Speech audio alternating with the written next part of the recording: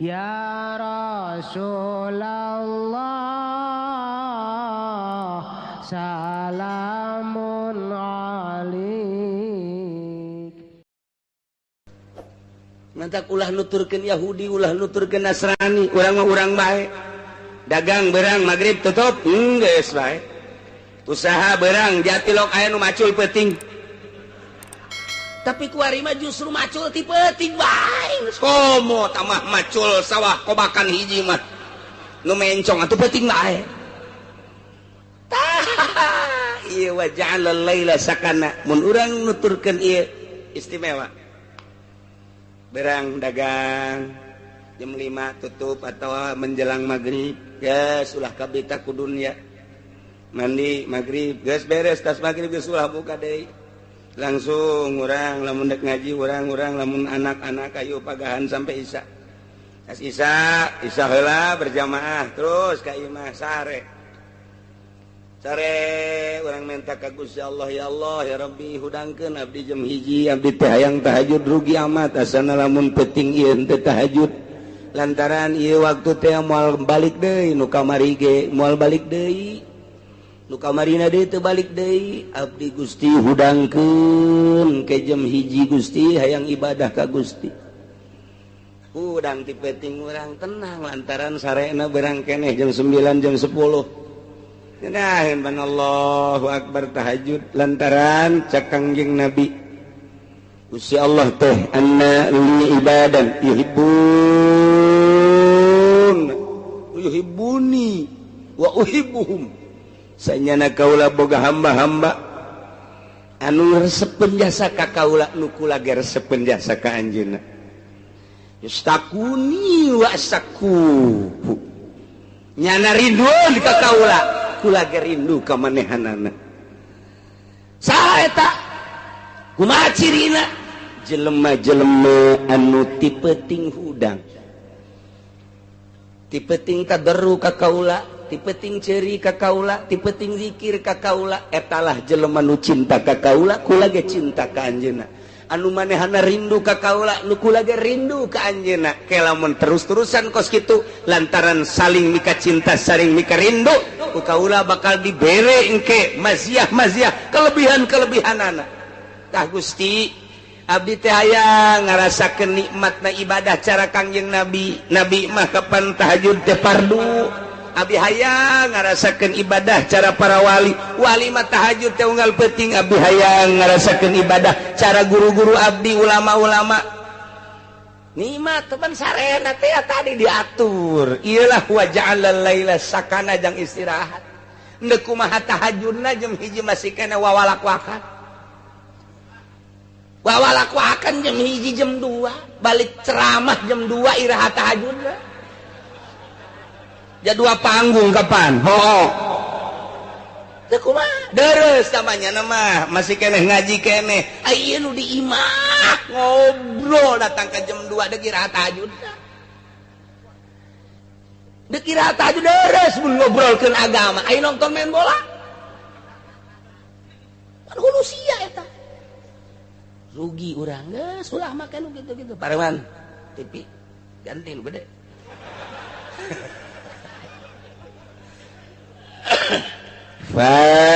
Falikul isbah anu ngadamel waktu subuh teh Gusti Allah dalil kana Allah Maha Pencipta ja'alal laila sakana jeung Allah ngajadikeun peuting teh jang tempat istirahat nu tiberang tadina capek urut gawe capek urut ngantor capek urut ladang capek urut berbagai aktivitas peuting diistirahatkeun ku Gusti Allah kita istirahat sejenak ke hudang deui tahajud wa minal laili fatahajjad bihi nafil wa ja'alal laila sakana sahata nu nyieun peuting wasyamsa wal qamara husbana Allah ngajadikeun panon poe jeung bulan dijadikeunana sebagai hitungan jang waktu-waktu panon poe mah kapanggih deui sataun kaporosna ai bulan maka panggih teh sabulan kaporosna aya falak-falakna panon poe jeung bulan teh nu dijadikeun ku Gusti Allah teh wa kullum fi falaki yasbahu. Urang sok dibaca panon poe aya falakna bulan, aya falakna, aya manzilah-manzilahna. Jadi mual kaluar tina realna bulan jeung panon poe ge lantaran bulan jeung panon poe teh lantaran Gusti Allah geus ngajelaskeun wa kullum fi falaki yasbahun. Panon poe lempang dina falakna ukuran satauneun. Kitu keneh bulan berangkat tina porosna tina falakna sabulaneun. Taya dijadikeun aya manzilah-manzilahna wa huwa alladzi ja'ala asy-syamsa diya'a wal qamara nuran wa qaddarahu manazila lita'lamu 'adada as-sinina wal hisab.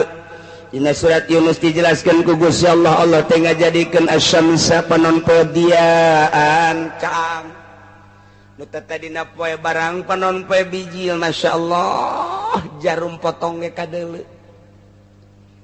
Nu gelis kadele gelis dan nu betot kadele petot, nu putih kadele putihna, nu hideng kadele hidengna melalui panon poe ieulah wa huwa allazi ja'ala asy-syamsa diya'an wal qamara nura.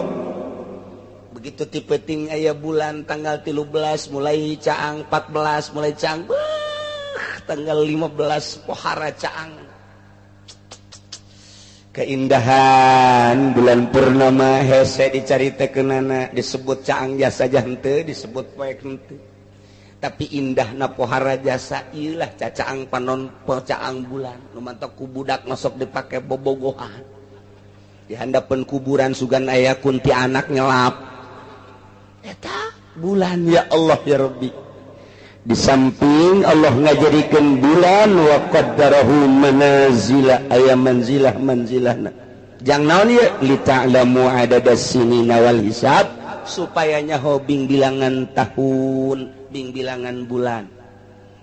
Dihitung ku ahli palak teh mimiti ti April.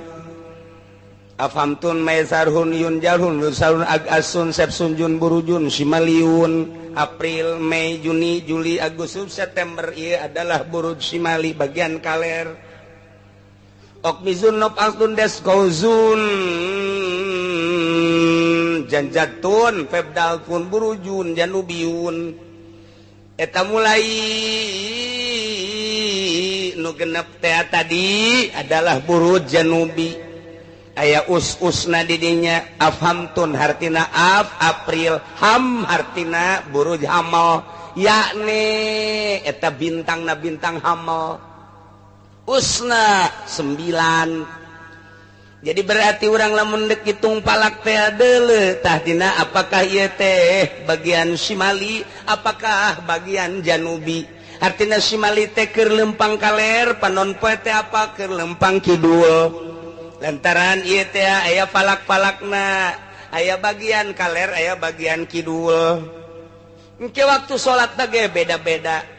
Waktu salat nangke asar teh aya jam 3:10, aya jam 3:04, aya jam 3:05, aya deui engke jam 3:30. Magribna lamun urang keur make jitu waktu Indonesia Barat engke beda-beda. Kecuali orang make waktu gorbi, lantaran waktu teh aya waktu gorbi selalu jam genep bae, aya waktu istiwa zohorna selalu jam 12 bae. Mun urang ngaji palak dek make istiwa zohor asal jam 12 zohor, asal jam 12 zohor ngan kudu ditimbang make rubu. Nah eta teh waktu ngaranna waktu istiwa baheula mah di hareupeun masjid ulama-ulama nyieun waktu istiwa lantaran eta mah bertepatan jeung panon poe lamun henteu angkeub. Mun angkep teu bisa. Aya tek nololkeun paku sakieu dijieun ku urang kitu naon detik-detik jeung menit-menitna asal tepat bae pelempeng kalangkang kadinya berarti jam 12 istiwa ngaranna. Istiwa teh ngaranna tah atawa urang deuk pake waktu gorbi magribna selalu jam genep tah lamun bulan puasa urang nyetel waktu gorbi ngeunaheun. Jadi geus teu kudu kurang leuwih asal jam genep magrib, asal jam genep magrib, engke waktu Indonesia Barat nama mungkin jam genep lewat 5, jam genep lewat 10, macam-macam atau jam genep kurang 2 menit. Pokoknya mah urang nyieun waktu jam genep maghrib. Wah, nu kolot mah kaburu modal. Geus teu ungkulan ngaji kos kitu geus teu siap berpikir. Geus nu kolot mah boro-boro mikiran waktu, mikiran beuteung ge datang moal ka maghrib cak kena ieu. Incu eueuh mah nya ge nginum sarua bae tolol. Ih, saha ciptakeun wasyamsa wal qamara husbana. Kulantaran aya manzilah-manzilahna geus kurang atuh ayeuna mah bisa dihitung melalui palak. Sia lahir bulan naon? April. April berarti ieu Skoprio. Hamel. Berarti ieu Ustaz 9. Sangaran sia? Ngaran aing Teddy. Teddy hayang ka sia? Hayang ka Sarwiti. Hitung huruf anu hirupna nu paehna ulah. Sarwiti hiji sin, ro paeh ulah dihitung. 2 waw hirup, 3 ta. Sin genep 10, waw genep 10 genep, ta 200 genep 10 genep.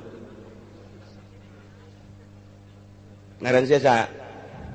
Teddy. Ta 200 dal 4. Berarti 204. Lobana wewe.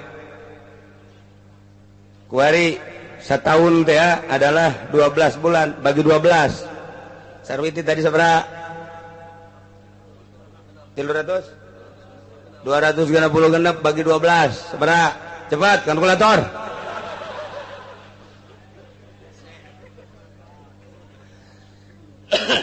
Masih keneh aya kenehnya sa bagi deui 12. Sesana tina 12 sabaraha? Engke Tedi bagi deui 12, sesana sabaraha? Masih keneh loba keneh bagi 7. 7 tiap poe. Bagi 7 deui, sesa tina poe sabaraha? Ieu jadi dukun ya. Jadi dukun ya, diadukeun yang ngaranna ieu. Nah, ternyata nyesana teh oh ieu mah lamun ieu. Ieu 4, Sarwiti 4 ngitung ti Ahad. Minggu, Senin, Salasa, Rebo. Wirid ku sia taparebo. Ye, sia ujianana. Geus lah pokona. Jam sabaraha cenah kiai ngawiridna? Maghrib. Batur salat siang ngawirid. Teu kudu salat.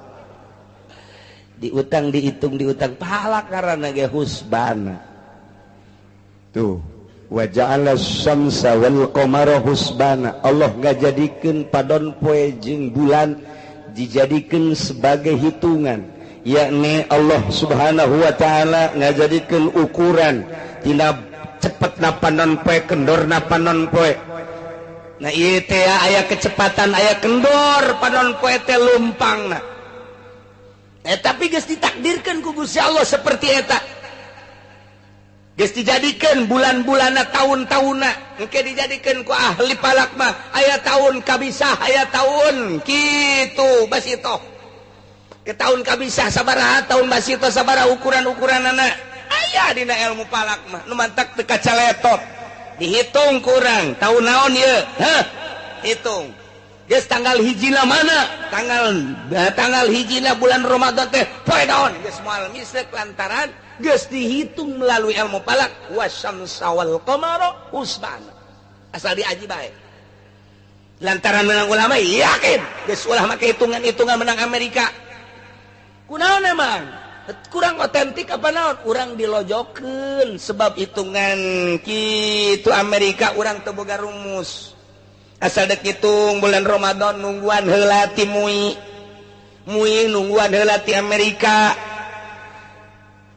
nungguan di luar negeri ndek ngitung bulan Ramadan bae ge kumaha mun dilojokeun nyeun cenah urang rumus can bisa urang nyeun rumus can bisa make hitungan nu kuari anyar teh urang teh can bisa nyeun rumus ari make Sulamunairen nah ngaji nyeun rumus sorangan ngaji nyeun rumus sorangan beak cenah eta jieun ku sorangan wawasana leuwih ke depan kurang kumaha Syekh Mansur tapi kuari coba kurang jieun kurang eueuh nu becus sa Indonesia profesor mana titah tanyieun rumusna teu bisaeun nungguan ti Amerika bae kumaha lamun digicelekeun ku Amerika nu mata kagiclek bae ngahaja nyana matak dirumuskeun di internasional di Saudi Arabia ternyata nu menang tetep Sulamunairen nda kumaha deui atuh coba nu kamari teh saralangan henteu digedekeun bae beritana lantaran pamarentahna di salah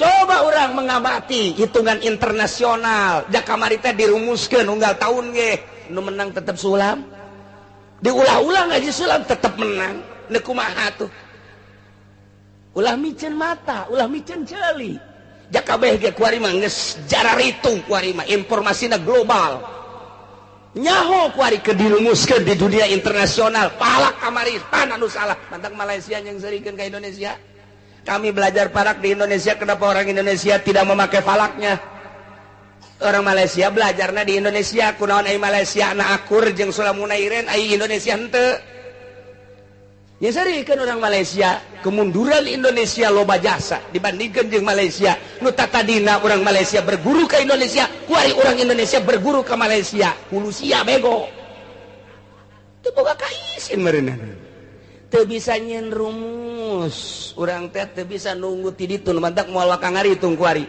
teh can ngaritung teu boga rumus ke asal bulan Rawah nungguan rumus turun ti depan karak dihitung tinggalin wasyamsa wal qamara husbana geus dihitung tinggal ngaji bae dek ngaji Sulamunairen mangga dek ngaji Durusul Falakiyah di Jawa mangga akur tak bakalna Durusul Falakiyah mah beda seutak saeutik jeung Sulam selain ti eta cak guru kula dua guru murid daripada Syekh Mansur bener mah bener ulah dipake dua bae nu dipake mah hiji Sulamunairen dua Durusul Falakiyah ngan kesulitanna Durusul Falakiyah mah make logaritma lamun teu ngaji logaritma tuh moal bisa mata kula mah ngaji heula logaritma jakeul baheulana sakola pan SD kelas 6 ngaji heula log ngaji mantap kau kesulitan lamun orang geus ngaji mah geus yakin menang ulama beres tuh aya abah mah ngos gituna kieu bae teh babarita Januari Februari Maret April Mei Juni Juli balik di Agustus September gas nyaro sarua atawa make kitu Japar Sodik mah 5 tambah 5 bisa eta teu pake anggaran puasa ulah jang naon atuh eta jang hajatan tong maksudna babari bae abah mah